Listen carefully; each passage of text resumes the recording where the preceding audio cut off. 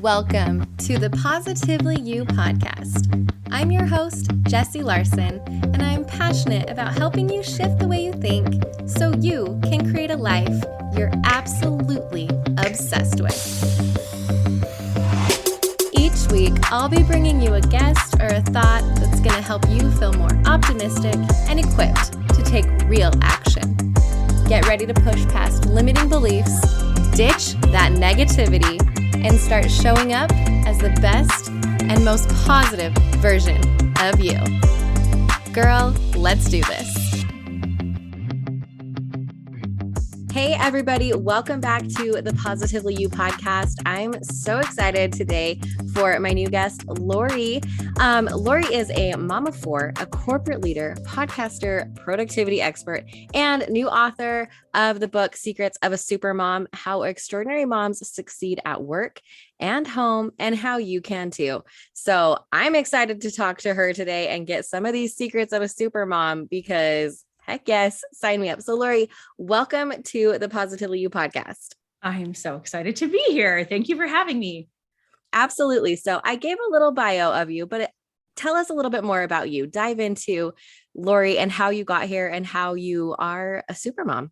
Absolutely. So I am, of course, a mom of four. As you said, my oldest is 12 and my youngest is 5. So there's about 6.5 years. So I went from mom of 0 to mom of 4 in 6.5 years. So those years were a doozy. I have worked full time the whole time. My maternity leaves were short, and so a lot of people asked me, how are you doing this? My husband traveled all the time.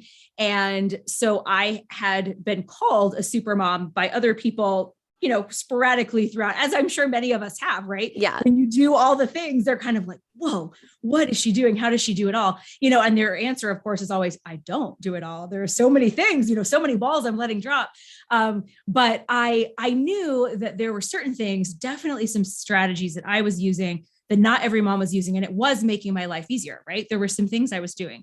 And so when the pandemic hit and I saw lots of moms really, really struggling, like really, really struggling, I had this idea to write this book. And so I interviewed and surveyed about 200 moms, almost 200 moms. And I asked them the things that worked for them, things that didn't work for them, things that they struggled with, and was able to break it all down into these 16 secrets. And that became the book, Secrets of Supermom. So we have 16 secrets of what supermoms and these moms that were really high performing were using. So there was a breakdown. It wasn't working moms only. There were stay-at-home moms, there were part-time working moms, there were moms that were doing something similar to me, which was kind of a full-time job plus a side hustle, plus parenting full-time because of not having, my spouse here at all. And so it was just a lot of different moms doing different things, but there were some really key things that started to come out. And I went, okay, this is what's making it easier for moms. These are the things that they're putting in place, and it's helping them thrive. Yeah. And I love that so much because we do have a lot going on as moms, right? And when we can look at the other ones and we're like, oh, you're super mom, like, please tell me, please tell me. So I love that you took that upon yourself to go ahead and like talk to all of these moms who are either killing it or like are struggling, and just get this like wide range of answers and compile this for the rest of us to be able to read and to take those tips and apply them to our life. Because I really do believe that, life is full of duality, right? We can't just be like on top of a mountain at all times, but that like, it also doesn't have to just be this like struggle fest, dumpster fire, hot mess mom mode all the time. Yes. And so I love that that's what you've said, like we actually really can like have an extraordinary home, have an extraordinary career, and also be extraordinarily happily. And we can all do that at the same time. Yes, you can. Right? And I very much think it's possible. I know it's possible because I live it, right? Every day is not happy and amazing. Not every day is not perfect, but every day is great enough to be great, right? And there were so many other moms that were doing that. And of course, there were certainly moms that felt like they were struggling a lot more than they were thriving, but every mom had something that was really working well for them and things that they were struggling with more. And they were different, right? Like some moms were like, I never cook. I never make food. I never make healthy food for my family. And that was their big struggle. And then other ones didn't feel very organized. Other ones felt like they couldn't really get what they felt was work-life balance right. They just never felt like they were quite right. And so it was all these different things that we pulled together and really came up with some good ideas, some good strategies, some really tangible, easy steps for moms. There's even at the end of every chapter, is there one small step, one thing you can do to make your life a little bit easier today, because we know moms are busy. We know that they might just need that one tiny thing to try, because they can't try a million things. They're just never going to be able to handle trying all the new things at the same time. So it was a really great way to just do a little bit to help some moms that were needing it. And you could even go to a separate chapter and say, okay, I'm really struggling with confidence. So you could go to the confidence chapter and say, what could I do right now to just work a little bit on my confidence? So I just love how it came together. It's really been a fun adventure to have it go out into the world. And, I love hearing mom's feedback and all the things. I love so much what you just said about something small. Like, if you have talked to me or listened to like any episode ever, that is my huge thing, is like, we've got all of these things. There's 10,000. We don't need a 12-step thing. We don't need all of this. We need like the one small thing that I can implement right now. So hello, hallelujah. I'm totally here for that. Yes. That's what moms need. It's true, because ultimately we might be going for a big change, right? We might be looking at our life, or at least a piece of our life, and say, whoa, I need a big overhaul. But there's no way to make that big overhaul happen in a million complicated steps. It's those little bitty baby steps towards a little bit better and a little bit better. And then maybe 2 years from now, even, you look back and go, whoa, I made a giant change and it was amazing. But I didn't do it because I did some massive overhaul. I did it because I was consistent with one tiny thing. And then I added one tiny thing and I was consistent. And I had one tiny thing and I was consistent. And just, it's amazing how much that little bit of change can make in a year or 2 years or 10 years. And it's really, really powerful. And I think we want to think it can't be easy. We want to think it's complicated, right? We want to think it's going to be too much. And so we overwhelm ourselves, when really there are little tiny changes that you could make starting today, and you could see a big impact. Yeah. You said it right there when you said, we overcomplicate it. So many times, like, the solution is like sitting in front of us and like hitting us on the head. We're like, well, that's too easy. Yes. Like, one thing that I always talk about, I'm like, make your bed. And that was a New Year's resolution for me years ago. And that was it.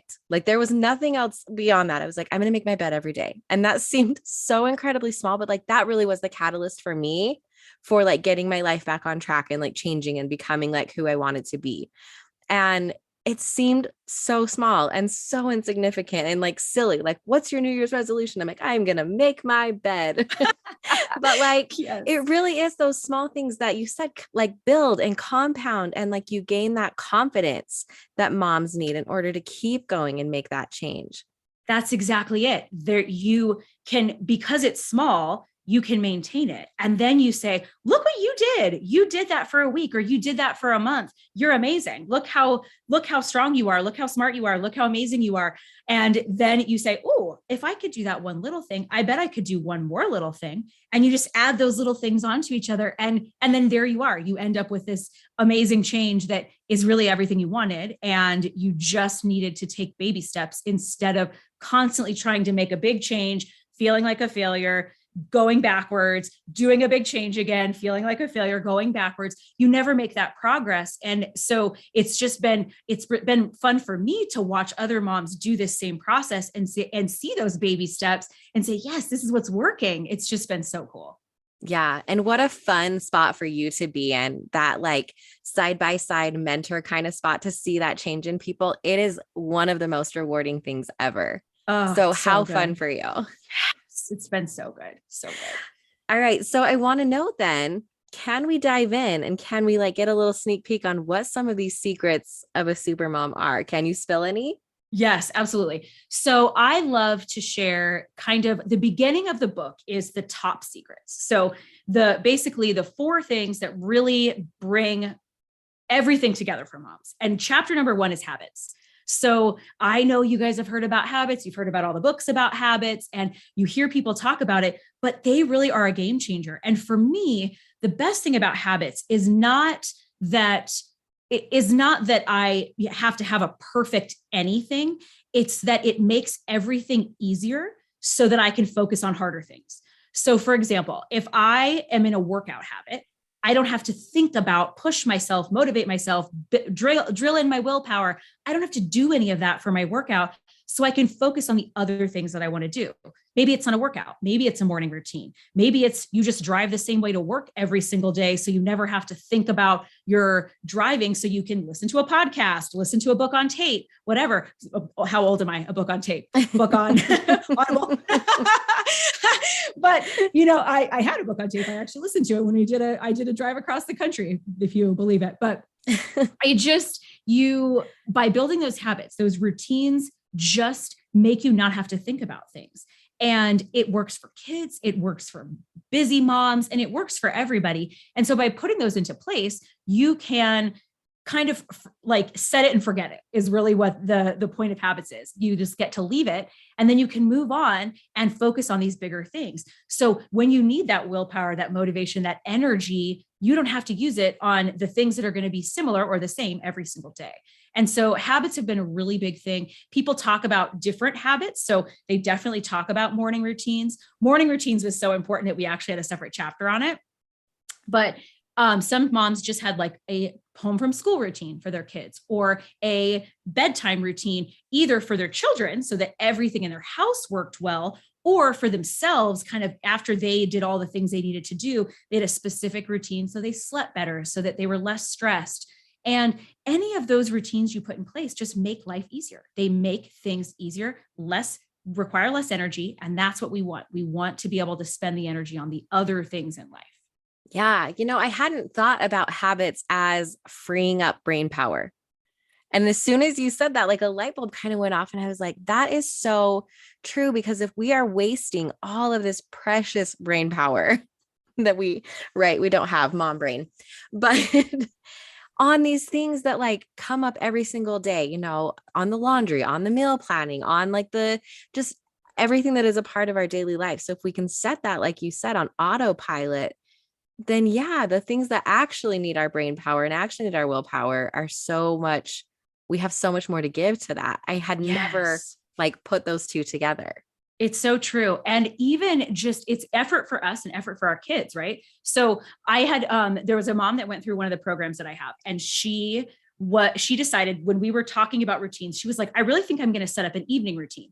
So she made lunches the night before. She got her kids' clothes ready. She got her clothes ready. She set up backpacks, and she really focused on this right before she would, get everybody ready for bed. And she said it was pretty easy because she knew what needed to be done. So she kind of got this in place.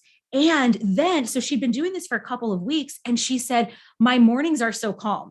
Calm were her words. And I was like, how often does a mom who's got 3 kids running around like crazy, works full time, how often does she describe her morning as calm? And I was like, that is the power of habits. That is the power of getting these things structured in place where you're doing the same thing every day. And then you get the extra energy, you get calm, and you get to not have to focus. You get that extra brain power, just like you said. Yeah. Yeah. Set it and forget it. Like you said. Set it and forget it. So good. Okay. So habits. And that's number one. Like, yes, right that's out the the gate. number one thing we talk about. Yes, exactly. And then number 2, I'll tell you the number 2 is a super important one. And that's confidence. I mentioned that one already because it's a big one. It's a very popular one because moms struggle with confidence. We feel like we are not confident in the way that we look and feel. You have a body that we don't feel like we should have, because we've had children, or we're older than we were before. We have that, but it's also about not feeling like we can do everything that we think we should be able to do. We add so much to our plate, right? That all of a sudden it is a reverse effect. It makes us feel like, I can't do everything. All these other moms are doing everything and I can't do it. I can't do all the things that I should be able to do, right? We say that should thing in our mind, and we say we should be able to do all these things when if we knew those other moms' reality, if we knew the step-by-step inside reality of those other moms, that no one is doing everything. No one. No one is doing all the things because someone is saying, these things are my priorities, and they're letting other things fall. And they're letting different things fall. But everybody is letting something fall to the wayside, or outsourcing it, or delegating it, or getting it off their plate in some other way in order to focus on their priorities.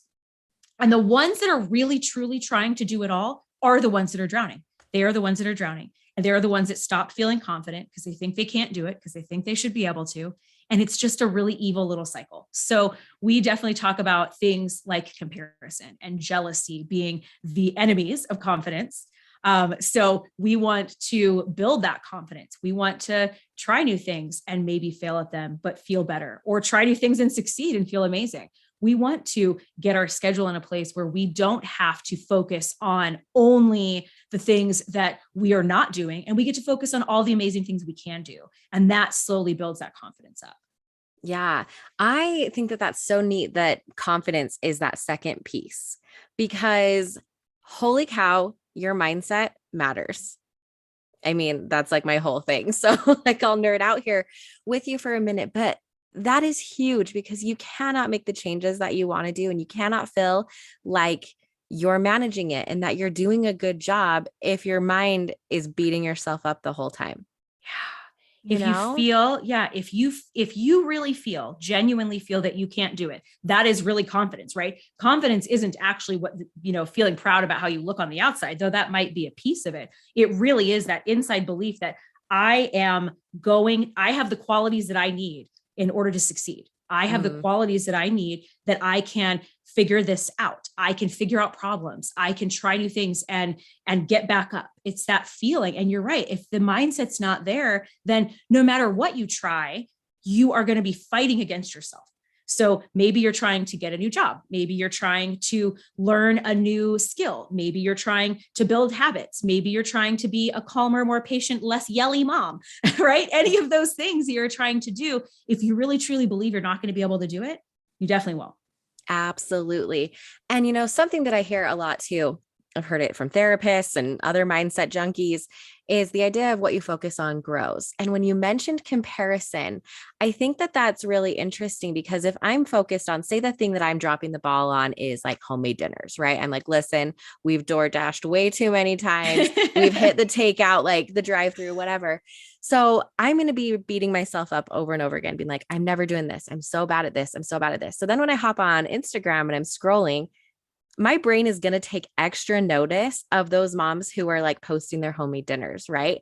And then I'm just like reiterating, see, she does it better. See, blah, blah, blah. Yeah. But then I'm not focused on like, okay, but like, what is she delegating out? And like, okay, like, what are her things, right? Like, she might not be sitting down and having like bedtime reading with her, whatever, like, it doesn't matter. But I think like taking notice of what you're focused on, because your brain will look for that, right? And so Yes.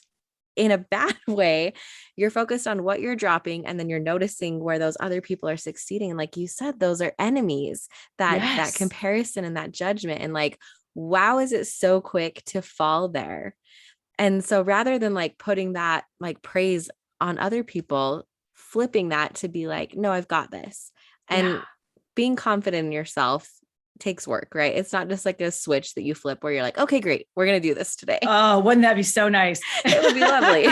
No, you have to continue to try the new things, and sometimes fail and sometimes not, sometimes succeed, but that's what builds that confidence muscle. I want to give your listeners a trick for jealousy that I like. So when you're comparing, when you're feeling jealous, so I have had this happen in my life, right? You're looking at those other moms and you're going, why can they do all these things? How can they do all these things? I have a challenge to say, what about it is making me feel jealous, or that I have to compare? Like, really dive in, just say, this is a little experiment, and I am just going to be interested in why this might be coming up for me, and start to say, what is it about this that is making those feelings, those green-eyed monster feelings, those little anxious feelings pop up in my chest or in my head? And what is it about it? So I'll give you an example. That's a personal example. I had a sister-in-law that got a new camera, and I had a decent camera at the time. And she set up a home studio in her basement, and she was taking pictures of her kids, and they were amazing, like amazing. And every time I would see these amazing pictures of her kids, I would get so jealous. And I was like, what is wrong? I mean, these are my nieces and nephews. What is wrong with me? Why am I feeling this way about this photo studio that she has? And slowly I started really just digging into it and being interested. What is going on with me? And I realized I actually love photography. I would love it to, it looked like it was going to be this job for her. And I actually loved it enough. I wanted it to be a job for me. So no joke, that same year, I started a photography business and I still run it on the side, this family photography business, and all my jealousy went away because that's what I realized. I actually wanted a piece of what she had, but I didn't know it at the time. And so by digging in, I realized what it was and I was able to take it. And now, I mean, I look at my adorable pictures of my nieces and nephews all the time. They're precious and I never feel the jealous feeling. So maybe it's not as big as that, right? Mine was kind of a big thing that I made a change to do, but it might just be something small that you can say, oh, I actually want X, right? And you can make that change. Or the reverse of that is that you realize that mom has 6-pack abs and it's because she works out, for 2 to 3 hours a day, and she's incredibly strict on her diet, which is awesome for her. But that sounds like a terrible life to me. I don't want to do that, right? If that sounds terrible to you, then you can release that jealousy because what the person is doing that's making that happen is something you're not willing to do, something you don't want in your life, and then you can release the jealousy. So it works both ways, but I think it's a really nice trick to just get questioning, find out what's going on with you. Yes. Oh my goodness. What a powerful, powerful exercise and tool. And one that you're going to have to force yourself a little bit to go there. That's not comfortable to really come to terms and be like, all right, let's peel back those layers and see what's going on with me. But what a beautiful ending to be able to discover more about yourself. Would you have known that was something you really wanted to pursue? I don't think so. It's kind of cool that you can use that jealousy as almost like a tool to figure out these inner thoughts that you maybe wouldn't have had time to sit with. So I don't know, a different way of flipping that and making it beneficial for you. I love that. It's the way to fight the enemy, right? That's the best way to fight it and then squash it because you're going to go one direction and then you get to release it. And that's the goal, because that anxiety feeling of jealousy, nobody wants that. It feels terrible. So it feels we terrible. all want to.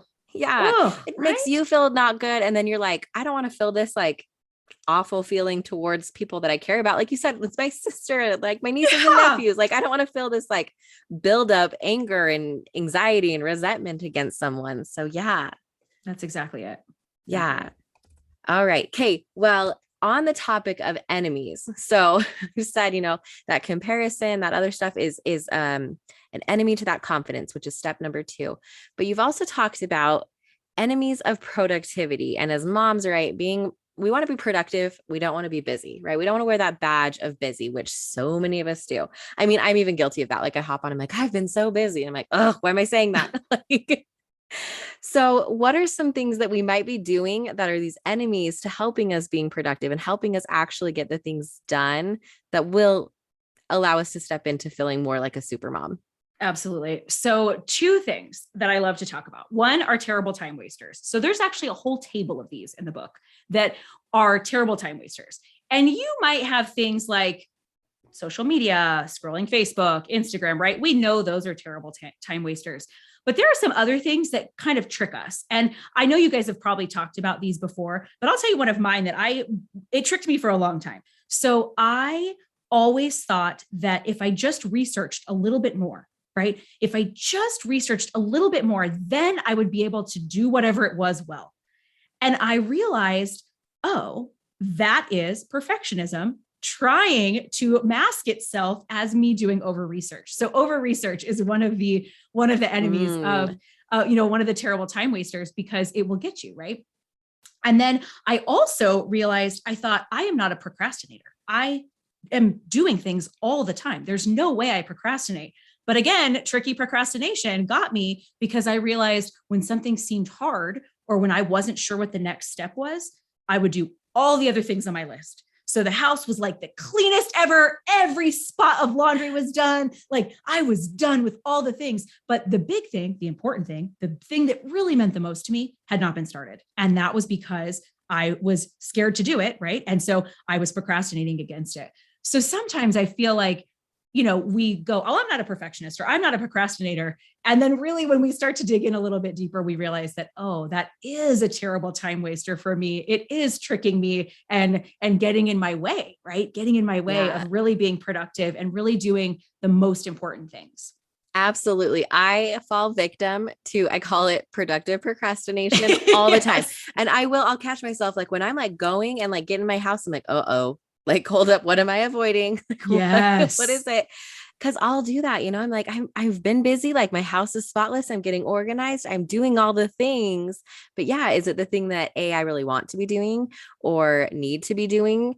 And we get so stuck in that. And I love that you brought up to the research. Oh my gosh. Raise your hand if you have a Pinterest board like full of like something that you need to do and it's just sitting there and you keep just adding to it, right? You're like, if I just have one more idea, then this will be amazing. Yeah. I need to declutter, but I need to know like all of the different decluttering resources and like how this person does it and how, every little which way. And like something I've wanted to do is paint my kitchen cabinets. And I have tutorial after tutorial that I have pinned because I have to find I'm like, just get it done. Just get it done. I know. Just do it. Yeah. So stuck in research and that productive procrastination.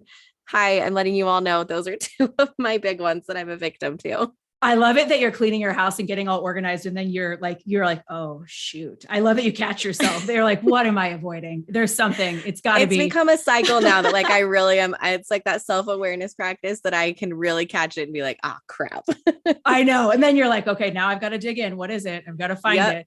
We got to do the work. Sometimes being self-aware is beautiful. And sometimes it is, dangerous where you're like, oh no, caught myself again. All right, here we go. We're so like, true. I don't want to face it. We're going to go mop instead. Yes, exactly. That sounds better. The other one. So facing terrible time wasters definitely get in the way of productivity. But the other thing is, I think a lot of moms don't actually know what's happening with their time. They just think they're busy and they're too busy I'm too busy for following my dreams. I'm too busy to start this business I really want to start. I'm too busy to help at the school and do all these other things at the same time, whatever it is that you really want, right? You just think you're too busy. And so I love a time tracker. I have one in my Master the Time toolkit because I just love to take 2 days or 3 days, track what you're doing every 15 minutes and see what's really happening in your life. Because I'm willing to bet people are going to find things that they are taking way longer than they thought, or they're doing things that they thought took forever. And it's really like a 10-minute task and they put it off all the time. Right.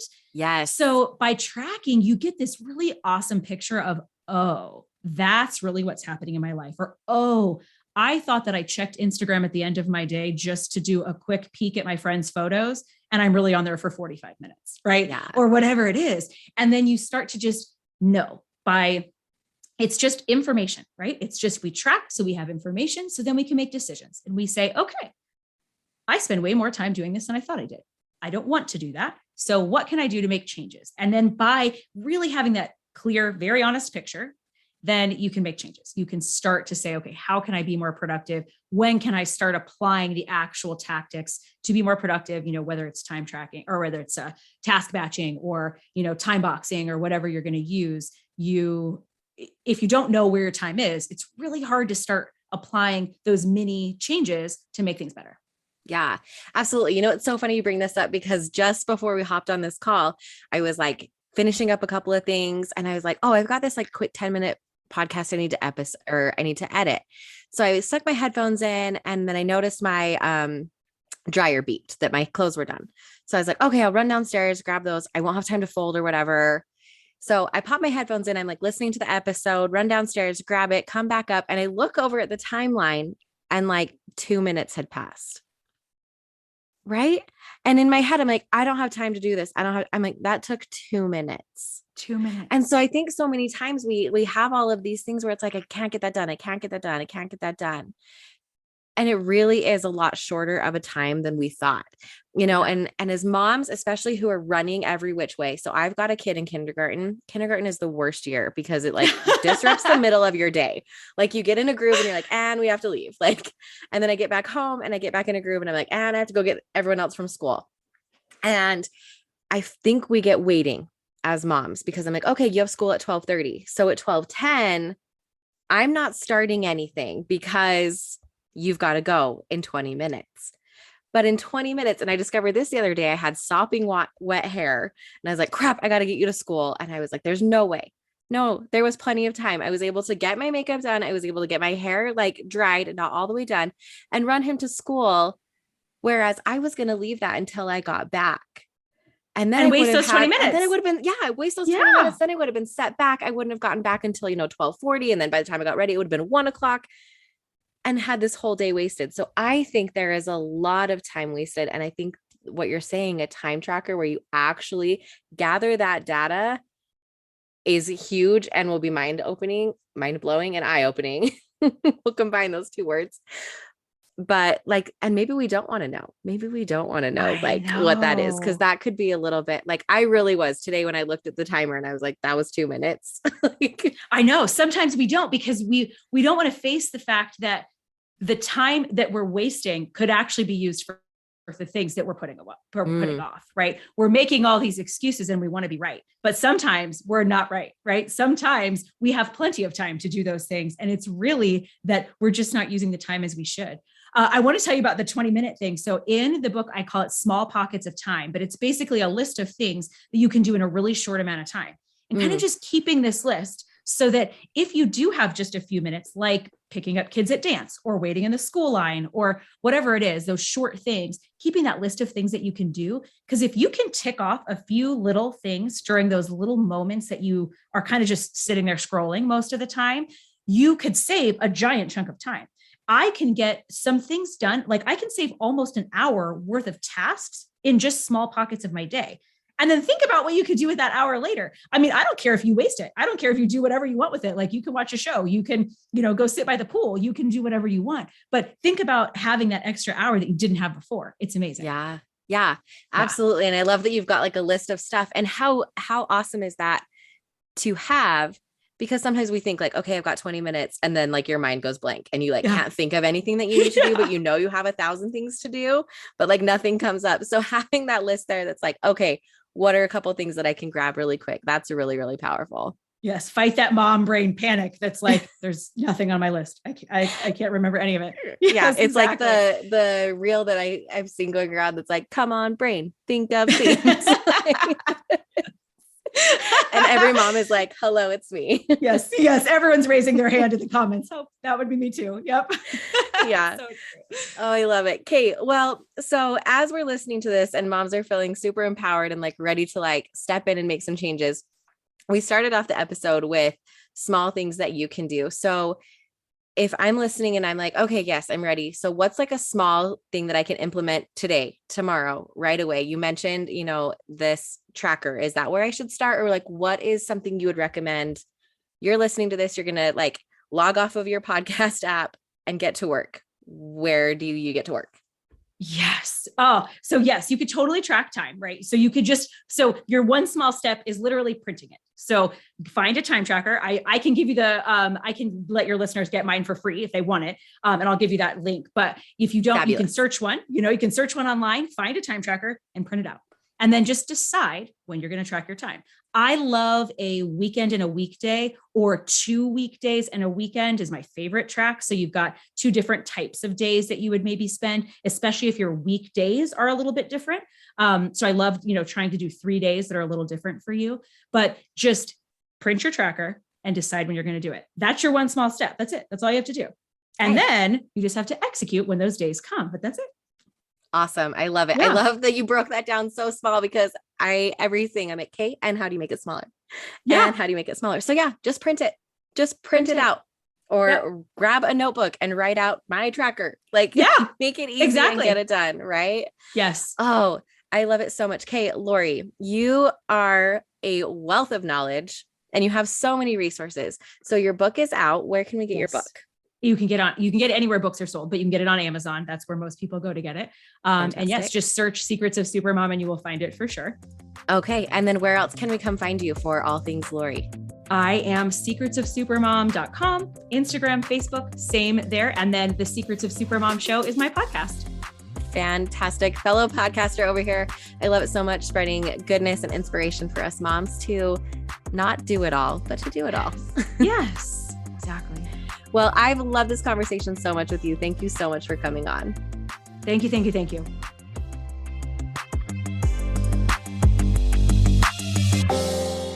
Thank you for hanging out with me again today. I'm so glad you pressed play. If you want to take a quick second to share this episode with someone you think would love it too, that would be amazing. If you're loving the show, make sure you go and leave a review on iTunes. Reviews are like magic for podcasts, and your review will help get this show into the ears of more amazing women just like you. And come find me over on Instagram. I'm there at positively.jessie, and I cannot wait to hang out with you some more. So until next time, have an amazing week.